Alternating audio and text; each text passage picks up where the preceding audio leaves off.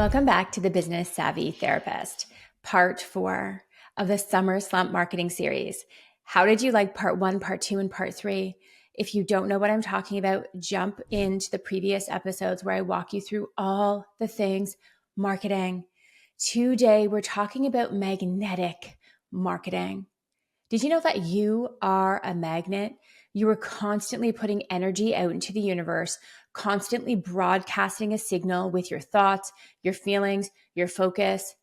So knowing that, what have you been focusing on? Truth. Are you focusing on, it's going to be a slump, it's going to be hard, it's going to be expensive, I'm going to be so slow? And a lot of us do that. What really was so key to my success was knowing the power of visualization, the power of my mind, the power of my focus, and the energy. And you know that I love this conversation. I'm going to give you some practical tips at the end, but first, it really does start with you. Did you know that you can literally change the vibration of a room, even on Zoom when you're doing your team meeting, just based on the energy that you are emanating? And once you know this magic, everything changes.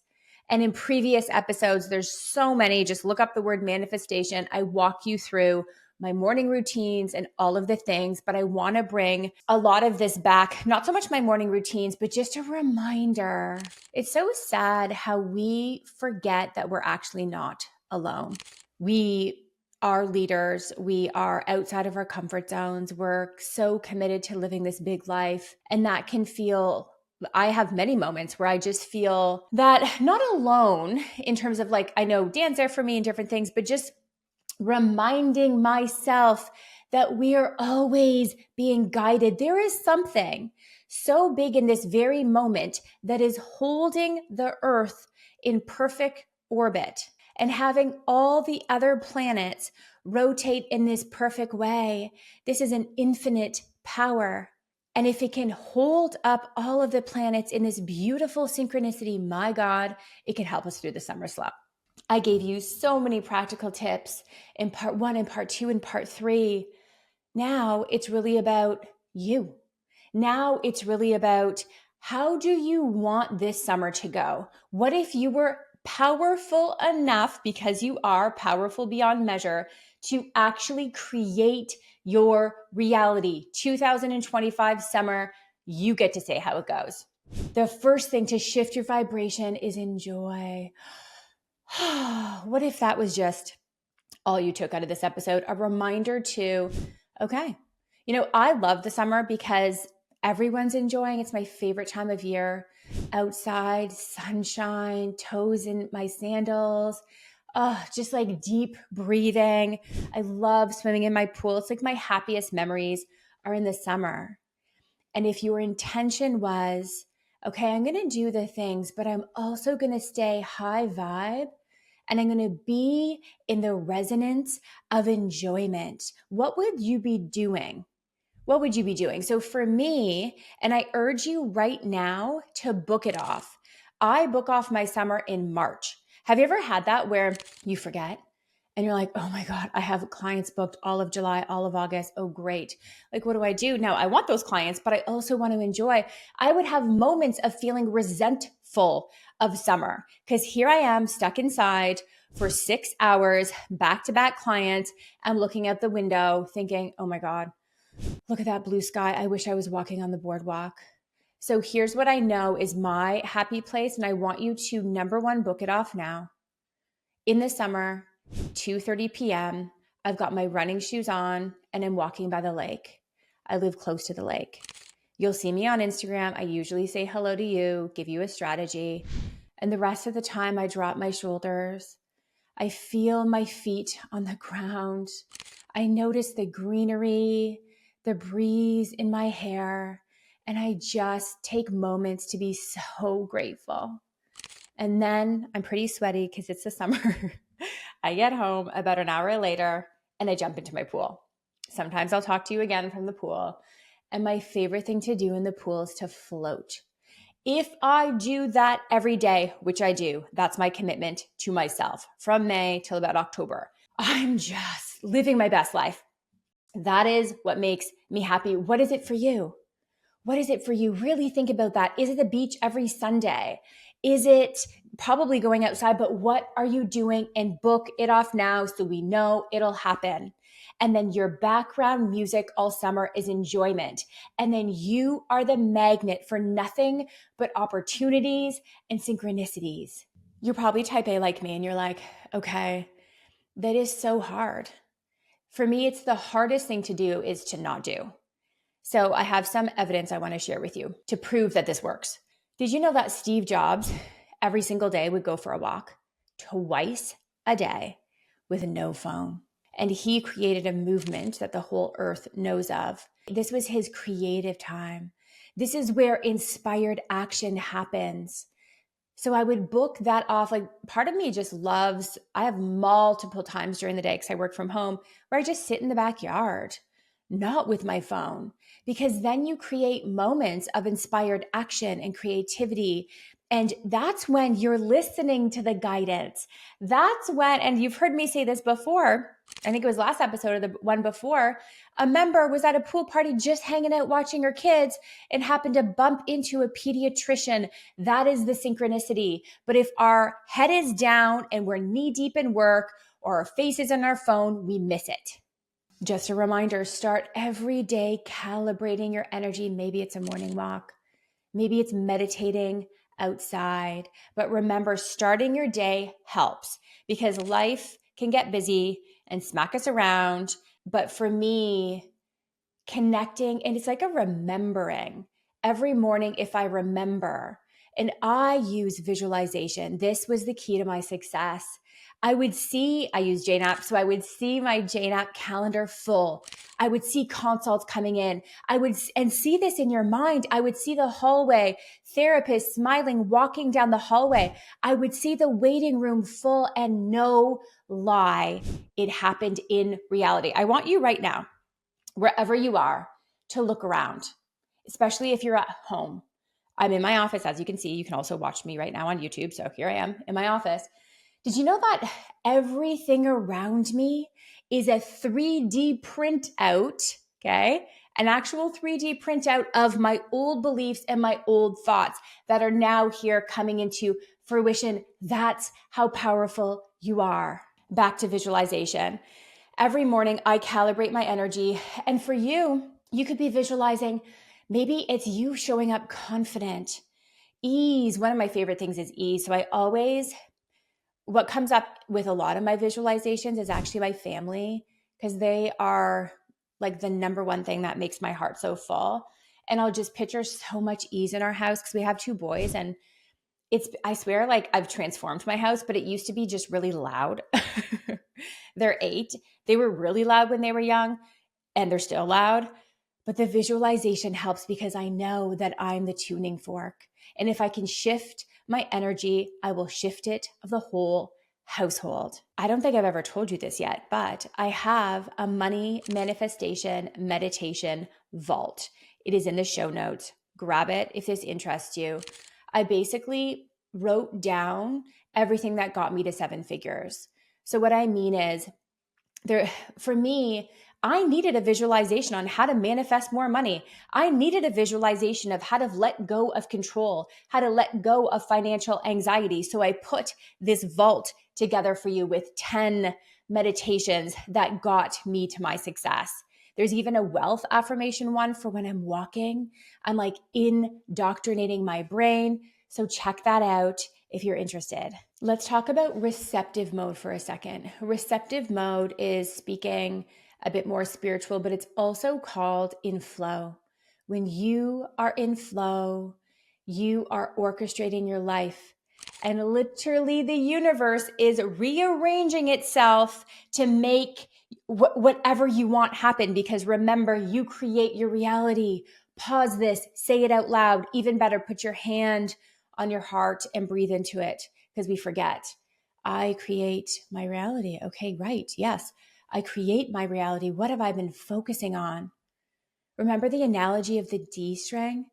It's so beautiful. If you go to any music store, pick up a guitar and hit one of the notes, let's say it's the D string.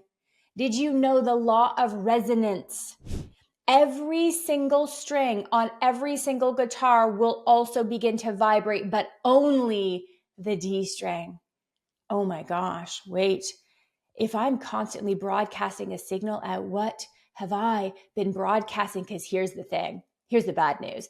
Every single thing I just told you in my Summer Slump series, if you are doing that but expecting the negative and just spewing out the negative, a lot of it will not work, or at least that's my belief. It's funny, I'm 44 and I think I'm going through premenopause, okay?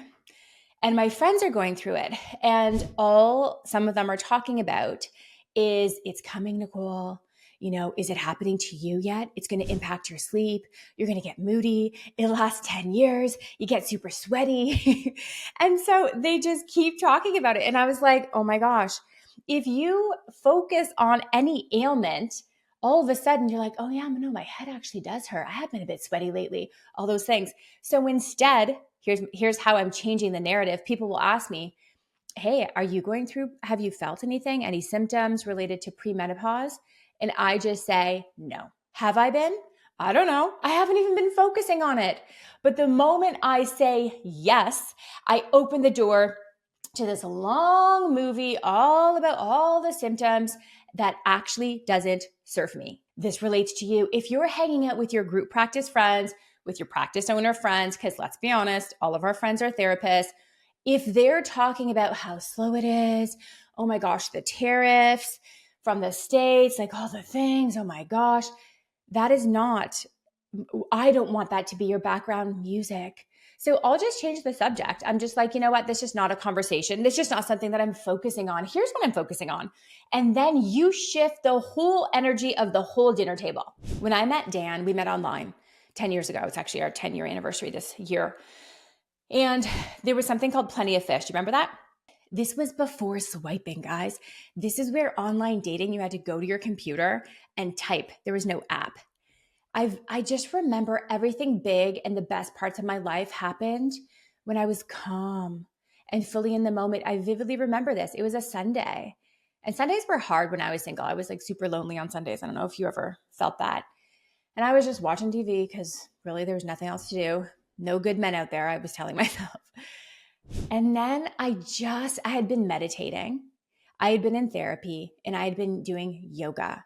And I was feeling so in tune, turned on, tapped in to the universal power of who I am. And I just felt, here it is, this urge, this nudge, this inspired action. And I walked. It was almost like my body was walking me. I walked over to my computer. I turned it on. And there he was. I sent him a message, a very short kind of message, like, hey, I don't even remember what I said.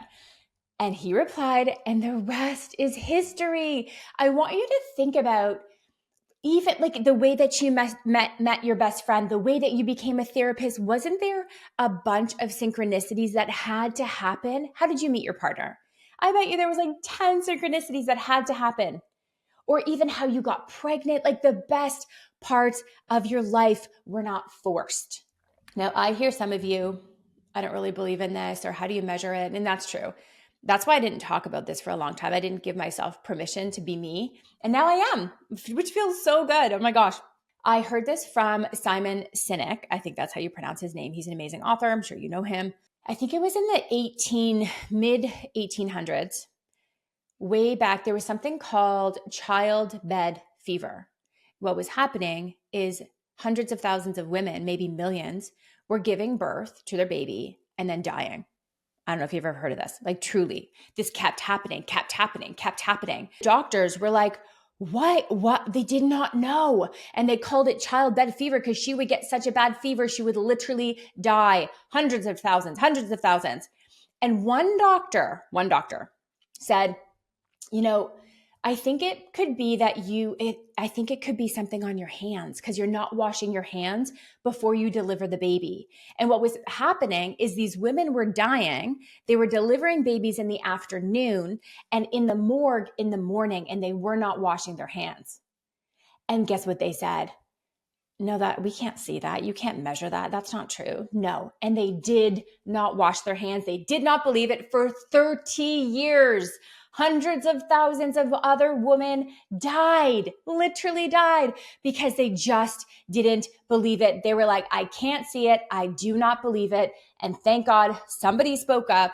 And of course, bacteria was founded, if you will, or they realized, oh, wait, maybe if we wash our hands, less people will die. And they started and no one died. One day, we will be able to actually measure the power of our beliefs and our thoughts and emotions in manifesting. We may not be alive, maybe your children's children, but just because you can't see it, just like bacteria, doesn't mean it doesn't actually work. Let's get into some practical stuff here. So number one, your background music is going to be enjoying. This is going to be, let's set this intention right now. Let's do it powerfully. 2025, because my God, it's been a wild 5 years, hasn't it? 2025, the summer of 2025 will bring us the best memories of our lives. It'll be a summer that we go back and talk about and show photos of. It will be a summer that is invigorating and we just suck the juice out of every single day. In terms of practical strategies, just a couple as we end here. Don't turn down your ads. You're coming from a place of abundance. Everybody stops the marketing.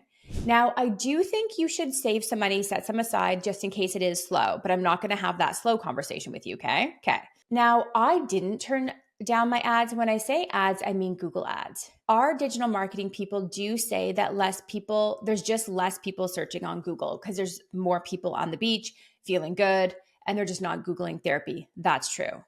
But the reason I don't want you to turn off your ads is that never turn your ads off, actually, because the learning stops. It is machine learning.